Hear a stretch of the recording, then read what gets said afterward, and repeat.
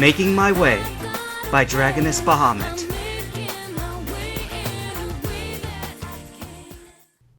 Ashra. Are you awake, Ashra? What? You sound familiar. Wake up, Ashra. You need to wake up. I opened my eyes and saw a gray-blue sky filled with puffy white clouds. Are you okay? Where am I? You're safe now, Ashra. No one can hurt you anymore. I sat up and instantly regretted it. I felt sore all over, and my head was spinning because I got up too fast.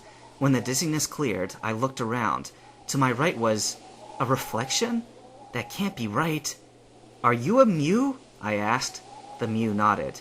Do you recognize me? That voice does sound familiar. Hey! You're that guy who kept bugging me while I was sleeping! I guess you could put it that way. I was trying to guide you, Ashra. Not that it did much good. Huh? You know what happened to you. If you had actually listened to me at all, everything could have been prevented. I'm not gonna back out on my friends that easily. Ashra, get over it. Please, there's no way they can all be your friends. They're human. Why do you keep using that as an excuse? Weren't you human before? Yes, I was, and I'm not proud of it at all. You shouldn't be either. Well, I am. And I'm going back, too. You can't do that, Ashra. Why not? Look around you. I didn't know what this guy was up to, but I looked around anyway. It looked like we were on top of a mountain. The clouds seemed to be really close, and when I looked down, I could see a valley full of mist, and the trees down there seemed like a green bowl. So, we're on a mountain. There's nothing special about that. That's not all, Ashra. The only way for you to leave this mountain are by foot or teleportation. Either way, I can stop you.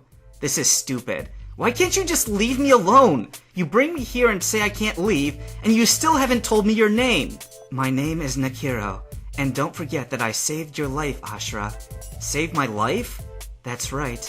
I don't know what you were trying to do, but you almost ended up killing yourself. If I hadn't brought you here and nursed you back to health, you would be long gone by now. I guess that means I should thank you, huh? If you wish. I was just doing my part by helping a fellow Mew in need. How come you didn't tell me you were a Mew before? I thought I was the only one. That's for me to know. Well, thank you for saving my life, but I have to be going now. I stood all the way up and got ready to leave. Ashra, you don't honestly think that you can just go back and pretend like none of this ever happened, do you? I do. You're even crazier than I thought you were. Ashra, all those humans think you're dead. What? You've been gone for a whole day. As far as they know, your life was over when you went kamikaze. I did not go... whatever that word was. Whatever that means. Anyway, that just means that now I really have to go back. Why? Because I don't want them to think that I'm dead if I'm really alive. Ashra, please trust me on this. You're better off this way. If they think you're dead, no one will try to harm you, or even go risking their lives for you. If you really want them alive that badly, then you'll understand that this is for the better. He's never gonna leave me alone, is he? Okay then, I'll just have to make him let me leave. I have an idea, I said. Okay.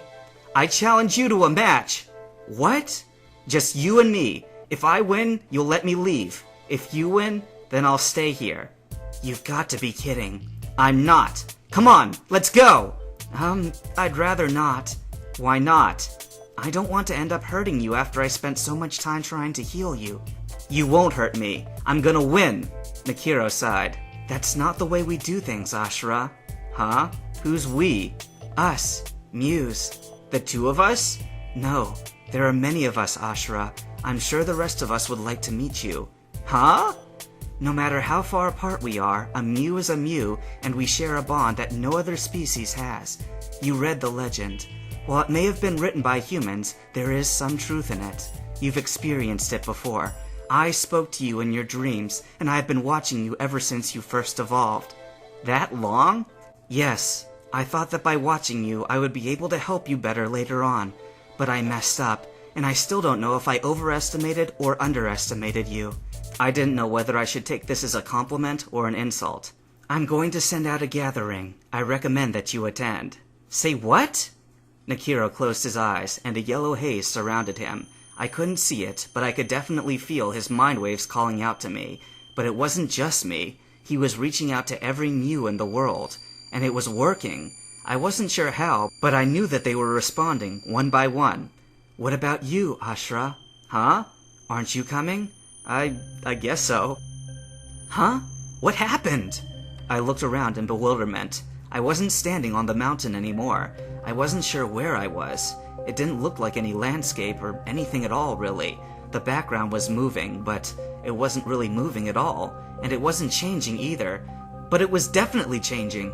That wasn't the biggest surprise, though. I found myself surrounded by Mews of all different colors. A few of them were pink, but not many. I saw Nikiro close to me, and he was yellow, not pink, when I first saw him. Where are we? I asked. This is a gathering, he replied. You're looking at all the Mews in the world right now. I turned and stared at all of them. They were staring right back.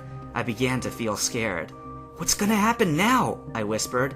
Let me begin. Greetings! As you can see, we have among us a newly evolved Mew. Please say hello to Ashra. Ash is fine, I said nervously. The Mews surrounding me floated closer, and I was overwhelmed by an onslaught of hellos, welcomes, and other greetings. When it seemed that everyone had said hi, they floated back a little. One Mew came closer, though. He seemed to be pretty large for a Mew, and was a deep blue color.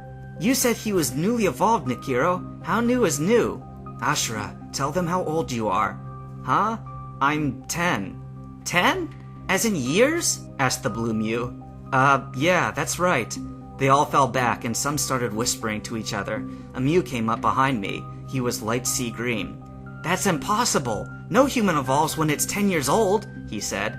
Yeah, especially with the humans we've got today. Even the ones back in my days weren't as bad as these, said a female Mew that was pink-purple color. I did, I said.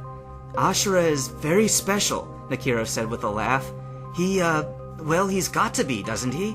I mean, the first human to evolve in over 500 years has to be special, right? 500 years? I yelped. Wait a second, how old does that make you guys? They didn't answer me, but I was starting to feel very young. Special? Asked the blue one. Special indeed. Special enough to go cavorting with humans, huh? That wasn't my doing, Nikiro said quietly. Ashra has a very strong will. I began. That was dangerous. I saw what happened. He nearly died. Excuse me, I started over. You said that you could handle him, Nikiro. And I did. He's fine now. Hey, I'm still here, you know. They both looked at me. Something's still not right, the blue one said, looking at him. I've never seen a Mew that color before. Huh? I looked down at myself. Nikiro wasn't the only one who changed colors. My fur had become gray.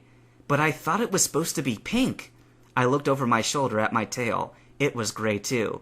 What happened? I asked. This isn't your physical body, Ashra, Nikiro told me. In gatherings, we are here in spirit and mind, not in body.